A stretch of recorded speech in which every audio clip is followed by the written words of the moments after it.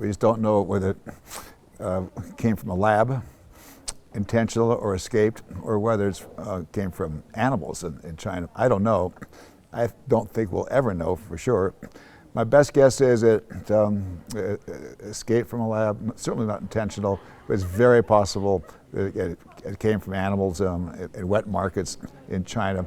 Russia and Ukraine, a lot of tension there now. NATO says the most troops amassed in Belarus in 30 years there.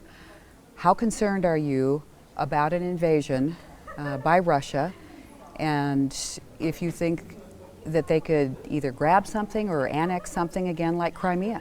When Russia annexed Crimea, I knew they'd get away with it.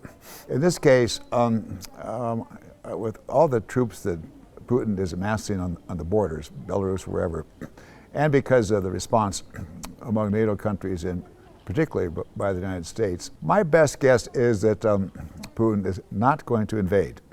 Rather, this is an attempt by him to add a lot of pressure on NATO countries, a lot of pressure, for example, on Germany and the US, and there'll be some political pressure in addition to the military presence on the border. There could even be some cyber pressure within Ukraine, so that in the end, he's weakening Europe psychologically, and that will give him, he hopes, a little more power, a little more the ability for Russia to regain some of, in his view, lost stature, lost status. But he is able to project power, Putin is, partly because he's just so tough, and he's able to, frankly, bully countries pretty well. But he's playing mind games with all of us in the West. I got to tell you, China's watching the United States very, very closely. Europeans are watching the United States very, very closely.